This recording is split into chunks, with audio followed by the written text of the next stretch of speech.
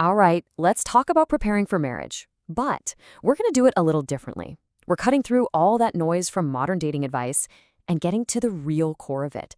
This is all about a heart-first guide to not just finding, but becoming a godly spouse. I mean, if you're a single guy out there trying to do this right, pursuing a godly marriage, you've probably felt this, right? That discouragement, that long wait, that feeling that maybe you're just not good enough. It's a lot of pressure and it's so easy to feel like you're falling short. But listen, you are definitely not alone in feeling that. And that's exactly why we need to look at this from a totally different, much deeper perspective. I mean, just think about it for a second. What is modern dating culture always pushing us to focus on? The apps, the shows, everything around us. It's all about one thing, isn't it? It's always the immediate, the visible, the stuff on the surface. And man, that creates a ton of pressure. And miss, right here. This is the central conflict, isn't it? On one side, you've got the world's focus. It's all about outward appearance, that initial attraction. But on the other side, you have God's focus. And what's that? It's something way deeper, something that actually lasts. It's the heart. It's character. And once you really get this shift, I'm telling you, it changes the entire game.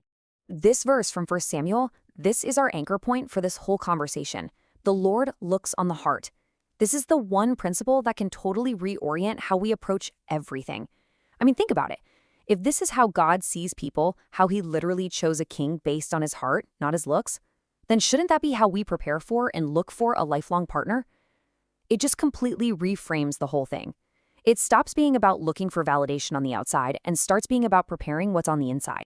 Okay, so when we keep saying the heart, what do we actually mean? Because this isn't about, just fleeting emotions or feelings. No, we're talking about the absolute core of who you are.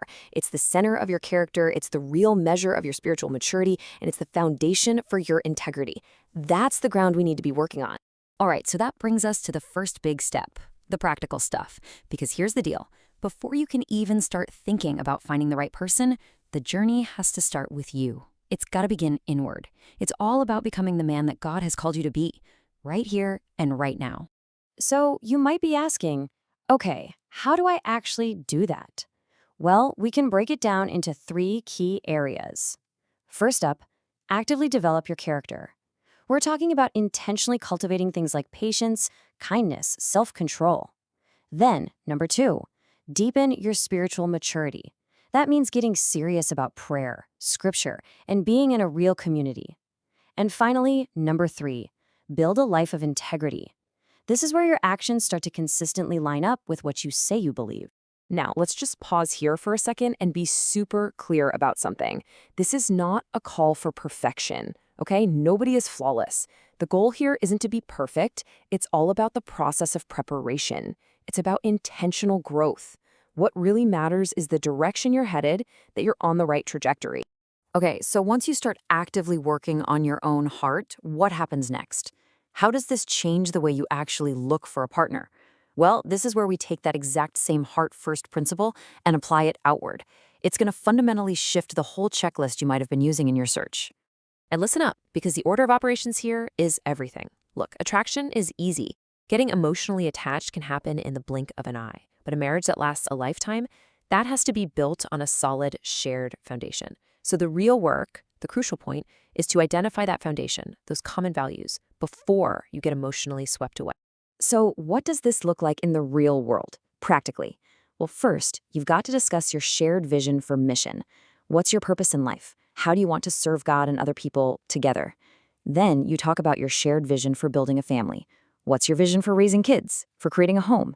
And then, and this is the really tough part, you have to consciously prioritize that deep alignment over that initial exciting spark of attraction.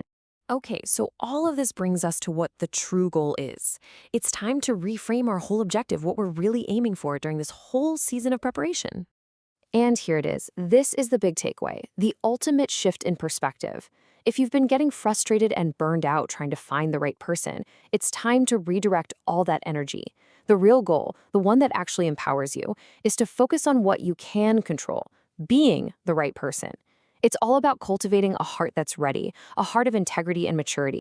All right, let's just quickly recap the big ideas we've talked about. Number 1, shift your focus. Move away from the outward appearance and zoom in on the heart. Number 2, get to work cultivating your own character and spiritual maturity. Be active about it. Number 3, when you're looking for a partner, make sure you identify those shared core values first, before anything else. And finally, remember, the ultimate aim here is to have a heart of integrity, a heart that is ready for whatever God has in store. So, I want to leave you with one final question to really think about. The focus shouldn't be on when you'll find a wife. The real question is about the man you're becoming while you wait. Is your heart ready for the wife that God is preparing for you?